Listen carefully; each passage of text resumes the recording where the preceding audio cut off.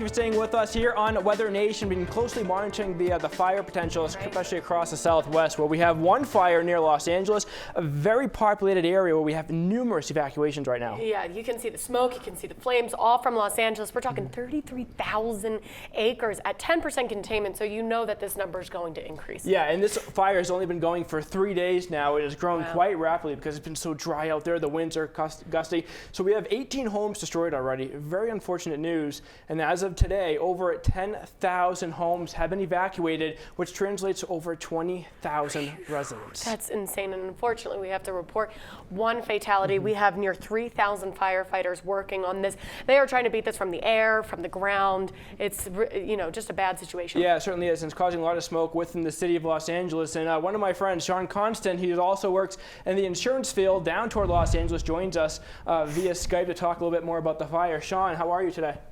I'm good. How are you guys doing? Not too bad. So I see that you sent us some photos just yesterday and even today showing some of the fire there in the background. So what has it been like? What have you been seeing?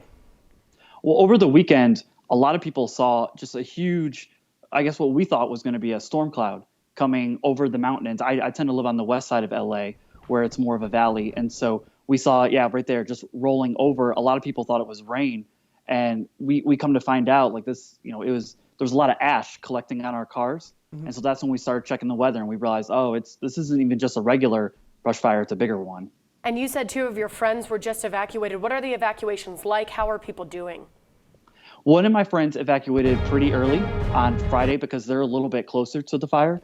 I just had a whole family of friends leave about a couple hours ago. They said it's a little more frantic. Traffic is pretty thick, but they said that the firefighters are really trying to get everybody out because it just makes it easier if they get out earlier.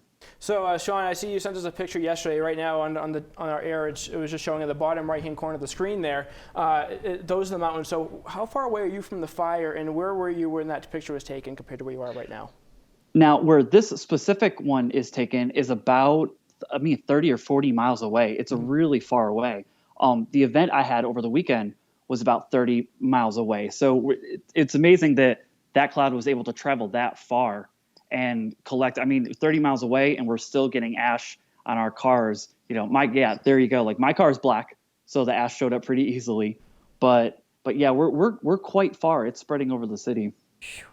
All right, that's a scary situation, Shaun. We hope you all the best, and everybody in Los Angeles. I know you guys aren't unfamiliar, but it's still scary each time.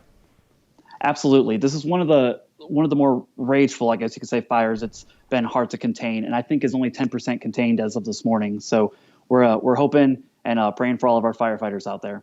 Yeah, good luck to you and good luck to your friend, Shaun. Thanks a lot for joining us today and giving us some of the updates from your point of view. I know many other folks out that region are joining us from that location, watching us on the air too. And again, this shows how fast the fire is spread. And again, this picture Shaun was just talking about, when he talked about that storm cloud, you can see how it looks, and it does look like a storm cloud, but that's actually smoke from Los Angeles. Yeah, that's a crazy picture to see. And then once again, this is why, as this is all unfolding, it can be so scary. You can see those flames. That smoke is really inundating a good chunk of California. We're talking all the way through Los Angeles, and then we have a few other fires through California. But once again, the San fire that we were talking about, one of the largest. Yeah, and again, toward visibility, looking at Shaun's Skype there, you didn't see a lot of smoke there, and the smoke has not really shifted a little bit away from the Los Angeles area. It goes mainly to the north of LA. The winds have shifted just a little bit now. You can see the smoke plume out toward portions of Vegas there. We have some of that light smoke conditions as this fire continues to burn, but we're tracking a couple of fires too. The other one just to the northwest, south of San Francisco, 11,000 acres have been burnt there. 5% containment. So again, we're looking at that smoke plume going to the east of San Francisco, and a lot of smoke, a lot of fire. It's been so dry across this portion of the country, and we're also tracking other fires developing across areas of Utah. We've been talking about the fire potential across the Four Corners for so long now. We've been seeing extreme drought conditions over the last 5 years or so, which means the ground is just so dry. When you combine that with really dry air and gusty winds, you get a fire, and it starts up pretty quickly. But again, much of the Southwest, the Four Corner states, Los Angeles, also toward California, seeing a lot of smoke in the air, very hazy conditions across portions of the Southwest, and also fire conditions remain quite high across this portion of the country as well. Stay with us, we're talking much more about this and severe weather. We'll be right back.